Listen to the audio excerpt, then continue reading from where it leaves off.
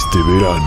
En un lugar no muy lejano, donde un Wambra mal envuelto y su historia vuelve a recoger sus pasos. No se trata de Chusalongo, tampoco del niño del terror, mucho menos del niño patria. Es el Churri, que vuelve recargado a poner orden en el periodismo nacional. Vamos a disfrutar de un paisaje sonoro compuesto de memoria, raíces, tierra y barro. ¿Qué paisaje sonoro ni qué más claro? Everybody, put your hands up. Lo que sí hay es investigación con limón y sátira con sal. Así que, arrancamos. Esto lo hago para divertirme, para divertirme, para divertirme. Porque ustedes son dueños de las conclusiones. Me voy a llevar un par antes de irme. El chochólogo, puro periodismo. Bien, mis queridos chochólogos, es un gusto poder compartir con ustedes en esta tarde. Tenemos un gran invitado que nos va a ayudar a comprender lo que pretende el gobierno nacional con esta consulta popular, este referéndum, y adicionalmente va a acompañarnos en este análisis de los entresijos de esta consulta popular. Nos vamos a centrar en los tratados bilaterales de inversión y cuál es la pretensión del gobierno nacional detrás de esta consulta popular. Así que es un gusto y un honor para mí dar la bienvenida a Mauro Andino, constitucionalista, abogado, y espero que nos ayude a procesar tanta información relacionada con el tema de la consulta popular. Mauro, un gusto tenerte en este espacio. La verdad, hace mucho tiempo que no teníamos la posibilidad de conversar e intercambiar criterios y es grato poder conversar con una persona inteligenciada en el asunto constitucional y jurídico. Bienvenido, ¿cómo estás? Muchas gracias, estimado Andrés. Un saludo cordial para ti, para toda tu audiencia, a las órdenes. Bien, gracias por aceptar la invitación. A ver, vamos a hacer un análisis de lo que corresponde con esta intención del gobierno nacional por básicamente esta consulta popular, ¿no? Algunos dicen que es un poco trasnochada, otros asumen y aseguran que de gana nos vamos a gastar millones de dólares en una consulta popular para un periodo tan corto, algo que tranquilamente podría pasar por el legislativo o por el pleno de la Asamblea Nacional. Quiero preguntarte tu primera impresión al respecto de esto para entrar ya en materia. Lo que nos convoca es básicamente la pregunta 5. ¿Está usted de acuerdo con que el Estado ecuatoriano reconozca el arbitraje internacional como método para resolver disputas en materias de inversión contractuales o comerciales, conocidos vulgarmente, digamos, como los tratados bilaterales de inversión? Siempre han utilizado estas triquiñuelas, tú ya nos explicarás al respecto. Pero quiero consultarte sobre esto. ¿Te parece que es una consulta popular trasnochada? ¿Te parece que hay un intento de legitimar al gobierno de Daniel Noboa? ¿Cuál es tu primera impresión al respecto? Lo que debe saber la gente es que de las 11 preguntas, 6 de esas interrogantes están relacionadas a reformas normativas en materia de legislación secundaria, reformas a leyes, no a modificaciones a la Constitución. Consecuentemente, esas 6 preguntas de las 11 bien pudieron haberse reformado a través de la Asamblea Nacional. Es más, de esas 6 preguntas, hay una que ni siquiera tiene anexos en cuanto a alguna propuesta de reforma normativa a alguna ley específica, sino que solo 5 de esas 6 apuntan a reformar el Código Orgánico Integral Penal y la Ley de Extinción de Dominio. Pero lo más contradictorio de esta propuesta del presidente Noboa radica en que si tú revisas el anexo de esas 6 preguntas de consulta popular, si tú pensabas que votando sí automáticamente se iba a incorporar en el Código Orgánico Integral Penal o en la Ley de Extinción de Dominio determinadas normas o disposiciones jurídicas que plantea el Ejecutivo, pues estabas completamente equivocado. ¿Por qué? Porque en los anexos, ¿qué es lo que se señala? Que en caso de aprobarse esas preguntas, en un plazo de 5 días desde que se hagan oficiales esos resultados, el presidente de la República enviará proyectos de ley a la Asamblea para que a su vez los aprueben en un plazo de 60 días. Es decir, al final del día se va a terminar realizando el mismo procedimiento ordinario que actualmente se tiene que seguir para reformar las leyes de la República, con la excepcionalidad de que el procedimiento, si es que llega a aprobarse el sí en esas preguntas, será un tanto más expedito por el plazo de 60 días. Pero lo que es indudable es que al final del día tendrá que procesarse a través de la Asamblea.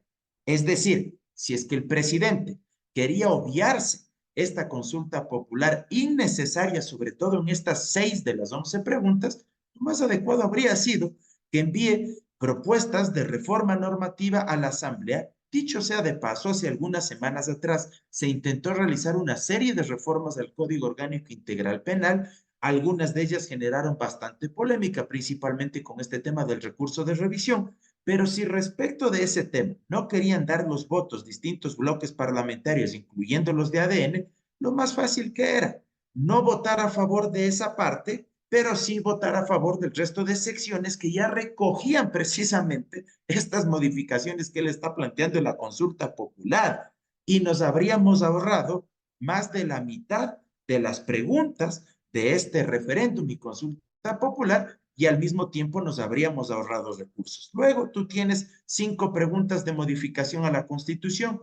Una pregunta es relacionada con la propuesta de Guillermo Lasso que envió el año pasado, que se refiere a una reforma parcial para que los militares puedan colaborar, coadyuvar con la Policía Nacional en el mantenimiento del orden interno, y de ahí tú tienes 4 preguntas de enmienda constitucional que se relacionan a propuestas que fueran enviadas por Daniel Noboa.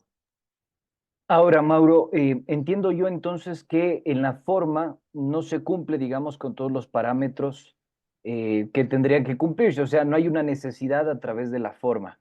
En el fondo, yo te consulto, en el fondo estas reformas de alguna forma cambian, yo entiendo que modifican la estructura de la Constitución, hay reformas parciales de la Constitución, hay enmiendas constitucionales también, pero en el fondo ¿era algo necesario o urgente? Esa es la pregunta que creo que la mayoría de ecuatorianos deberíamos hacernos. Mira, las preguntas relacionadas a las reformas al Código Orgánico Integral Penal y a la Ley de Extinción de Dominio, absolutamente innecesarias. De hecho, varios de esos temas están vigentes en la legislación actual. Solo te pongo un caso. Una de las preguntas de consulta popular señala que se tipificará como delito, que ya está, de hecho, previsto en la Ley de Armas, cuando un delincuente use armas o explosivos o municiones de uso exclusivo de la Policía Nacional o de las Fuerzas Armadas. Eso ya está tipificado como delito en la Ley de Armas. Lo que se está planteando es el endurecimiento probablemente de ese tipo penal. Otra propuesta de la consulta popular, que los militares puedan hacer controles en los exteriores, en el perímetro que se encuentra alrededor de los centros de rehabilitación social, para evitar el ingreso nuevamente de armas, municiones o explosivos. Eso está vigente en la Ley de Seguridad Pública y del Estado. Lo único que ahora buscan cambiar es incorporar ciertas palabritas, como por ejemplo que esto sea un trabajo permanente y aumentar tal vez el perímetro. Pero no es algo de fondo. Otra pregunta para reformar el COIP: si es que los policías y militares pueden hacer uso de las armas, de los explosivos que se decomisen a las bandas delincuenciales. Es algo que tranquilamente se lo puede hacer a través de la Asamblea. Fíjate tú que son cuestiones irrelevantes y que directamente por el trámite ordinario del Parlamento se lo podría solucionar. Aquí el meollo del asunto, y este ya es el fondo, la joya de la corona, el gran pastel, el gran postre que significa para el gobierno de Daniel Noboa, está en las preguntas de enmienda constitucional. Básicamente 2. El tema del contrato por horas y el tema de renunciar a nuestra jurisdicción interna, es decir, renunciar a la capacidad del Estado de resolver conflictos en materia contractual a través de nuestros propios juzgados o judicaturas, y que estos problemas contractuales con personas naturales o jurídicas extranjeras se resuelvan en tribunales de arbitraje internacional. Esas son las 2 enmiendas de la Constitución y los 2 grandes temas que en verdad le preocupa y le interesa al gobierno nacional.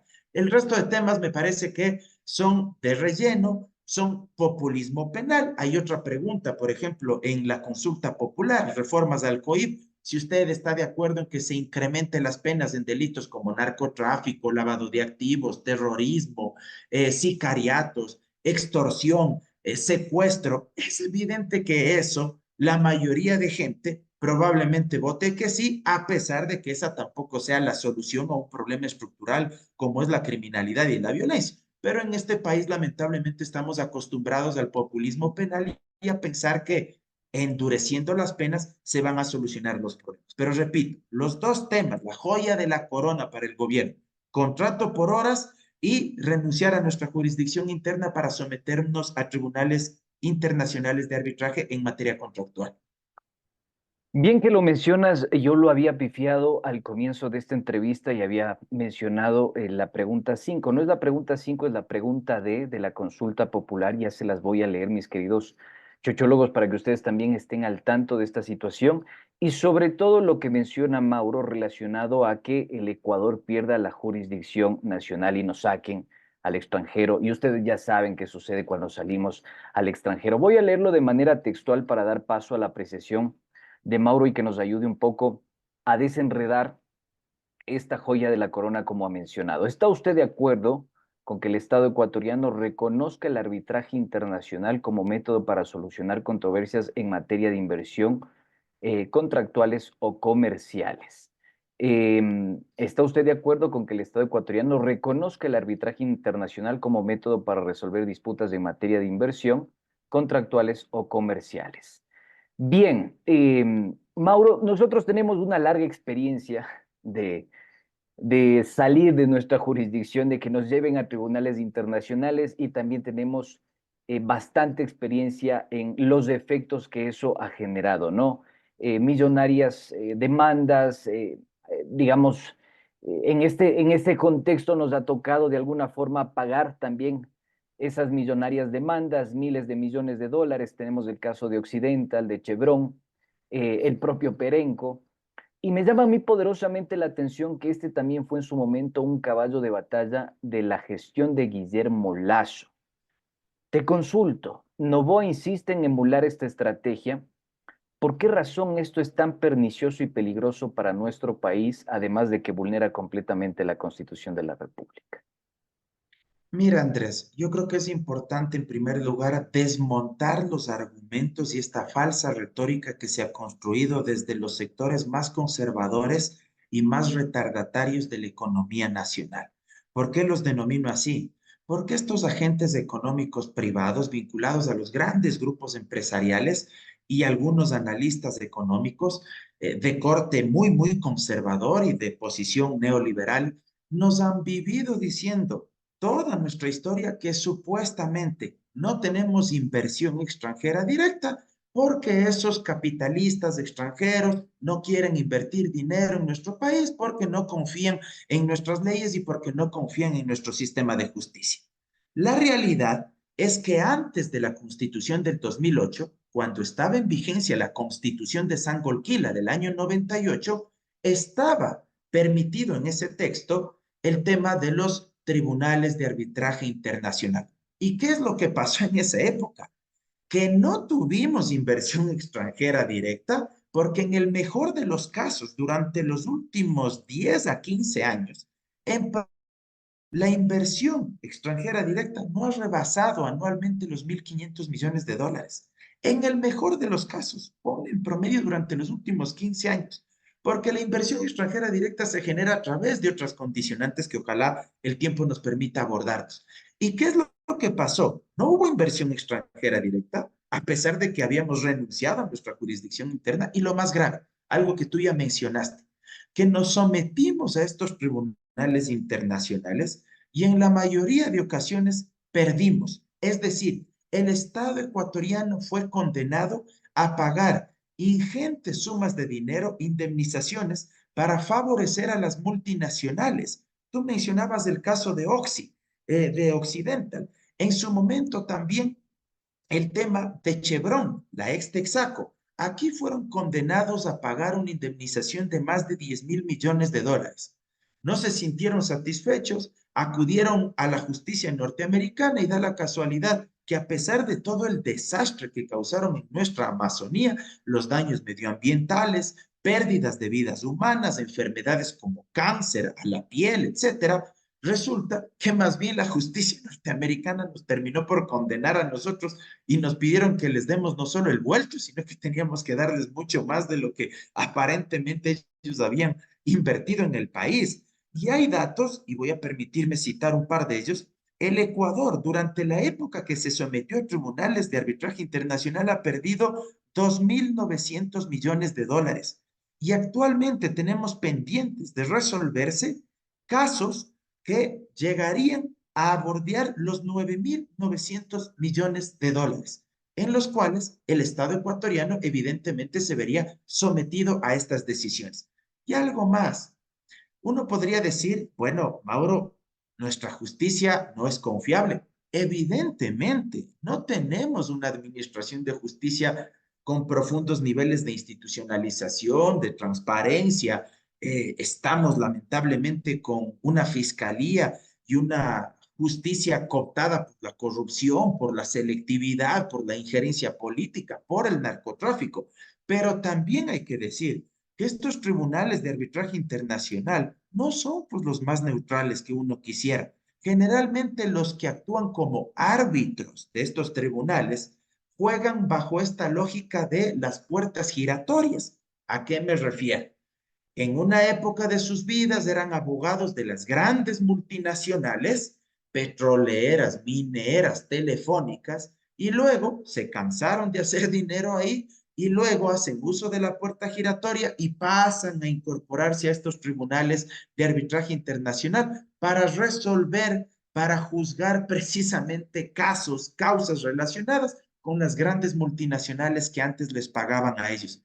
¿Qué tipo de independencia, qué tipo de neutralidad puede existir en esos casos? Y agrégale, cierro esta parte, con el hecho de que el Estado ecuatoriano se enfrenta a multinacionales que en muchas ocasiones tienen mayores recursos económicos que el propio tamaño del Producto Interno Bruto de nuestro país, porque hay multinacionales que tienen miles de millones a su cargo y eso les da facilidades, entre otras cosas, para poder influir mediáticamente, para contratar lobistas internacionales, para influir en los propios tribunales de arbitraje y como pertenecen a las grandes potencias del mundo, a los países económicamente más fuertes, esos estados no los dejan solos, sino que esos estados salen a respaldarlos en el exterior y a exigir que se respete, entre comillas, los derechos de esas personas jurídicas. ¿En perjuicio de quién? De países como el nuestro, como el Ecuador.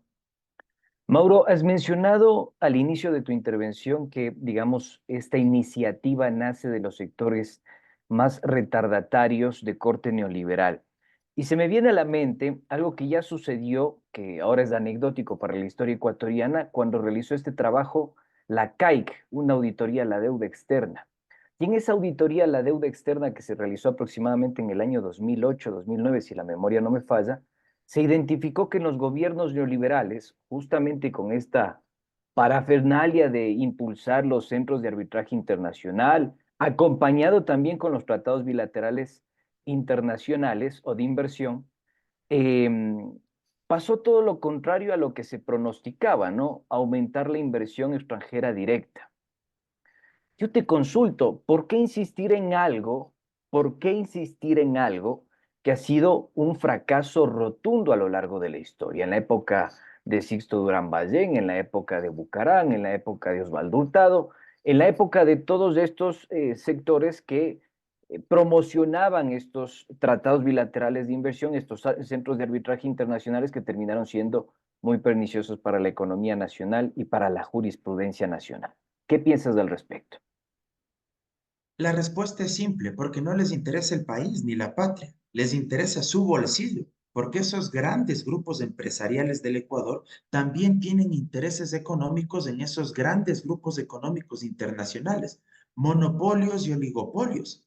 Están ahí, imbrincados, conectados.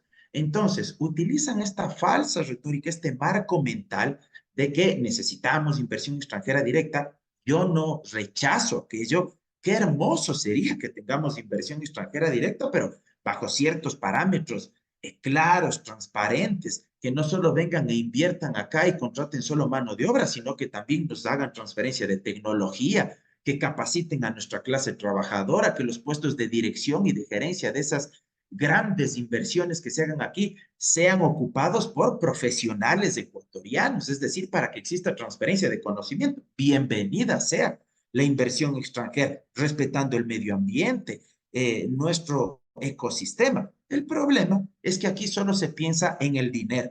Y esto uno tiene que incluso ampliarlo en una perspectiva histórica. Tú, Andrés, tienes una formación politológica muy importante.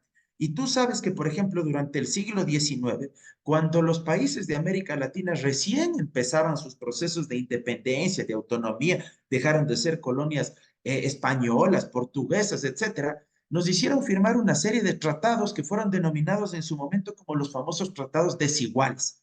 Es decir, que se abran tontamente las fronteras para tratar de recibir inversiones, para tratar de importar bienes, productos que no teníamos en ese momento y que al final del día, hasta hoy, en la actualidad, no nos ha permitido tener un desarrollo productivo propio, no nos ha permitido romper con esa dependencia con otros países a nivel económico y productivo y con las grandes multinacionales que pertenecen a esos estados.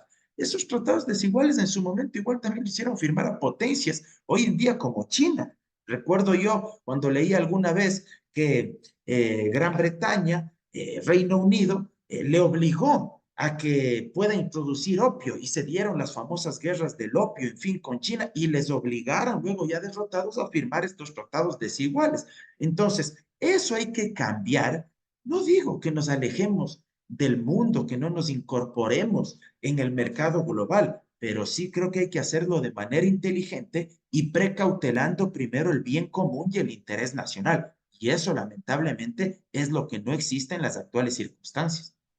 Ahora, yo te hago una consulta, Mauro, porque tú también mencionaste algo que me parece a mí interesante y sugestivo relacionado con la puerta giratoria, que creo que es una práctica que digamos, ha tomado con mucha fuerza a partir del año 2017, finales de 2017, cuando Moreno empieza a sumar a todos los empresarios en su gabinete, ¿no? Tenemos el caso icónico de Richard Martínez. Ahora, yo te consulto porque Daniel Noboa creo que se aleja un poco de eso en relación a su antecesor. Todos sabíamos que Lazo era un banquero. La imagen que nos vendieron de Noboa es que es un empresario exitoso, joven, digamos, sui generis, ¿no? Pero en la práctica me parece a mí que tiene o termina teniendo el mismo